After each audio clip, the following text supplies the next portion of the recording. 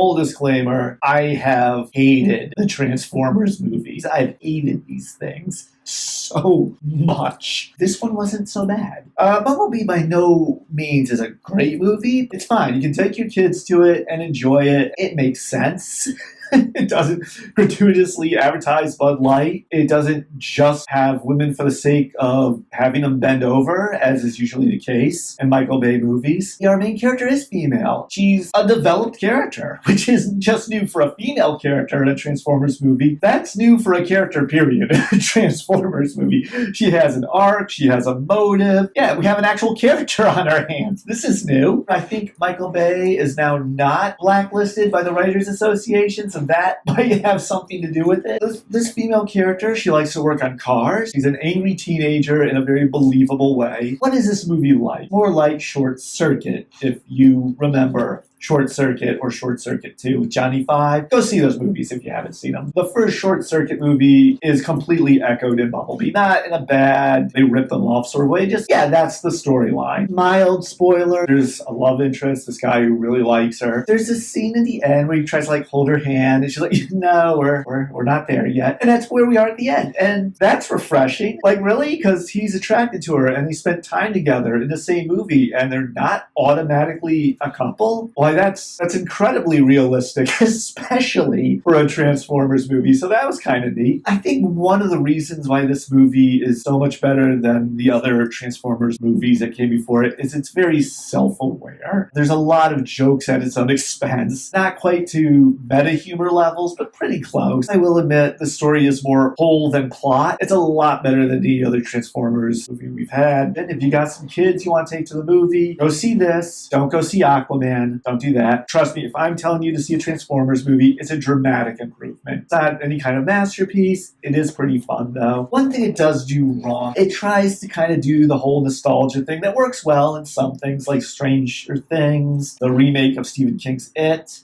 Ready Player One. However, it doesn't seem to understand what decade it's in. It keeps trying to shove down our throats that it's the 80s, but then you see stuff from the 70s. It's a little confusing. It's like they wanted to do it, but they didn't quite research what should be in there. You don't show us Alf, and then the family has one of those 70s Pong machines. So that's a little weird, but not a deal breaker by any stretch. Honestly, the best fight scene I think I've seen of any Transformers movie comes right at the beginning, where they're all fighting on Robot Land. I'm sorry, guys. I don't remember the name of the robot planet. Guys, please like, subscribe, leave a comment. Comment about anything. I don't even care what. Comment that, your ex-girlfriend's a whore. Go ahead. Throw it on there. I don't care. I just want to see comments. It's 30-second argument time. DC clearly cannot mimic the cinematic success of the MCU. Disney fought a similar war against Sony Pictures for the cinematic rights to Spider-Man. But once the dust on that work settled, fans got what they want, and Sony made tons of money. Warner Brothers should just give the cinematic rights to their characters to Disney so that they can reinvent them in the MCU. Don't you want to see what the Joker would do with the Reality Stone? Are you not even remotely curious to see what Deadpool would do with Green Lantern's ring? Look me in the eye and tell me you don't want to see this cat fight, or this turf war, or this.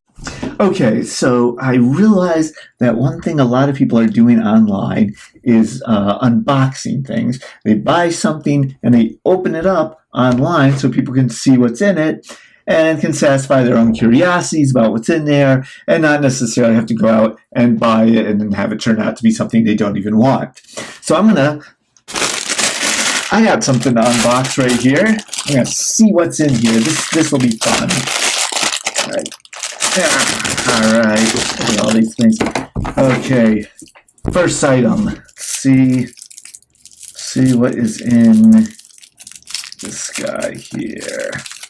And it is a butterscotch candy. All right, not terribly impressive. Gotta start somewhere. I guess we're starting small. So now we'll see what the next thing is. The next thing will be interesting.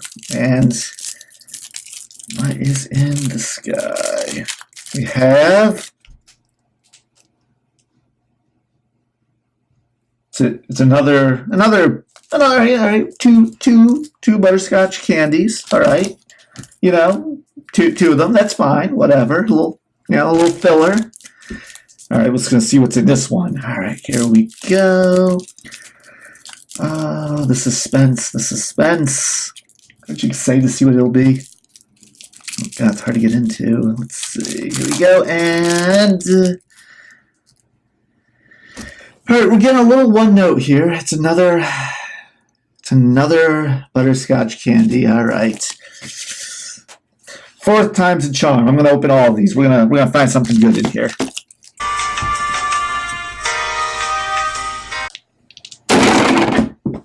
It's all butterscotch candies.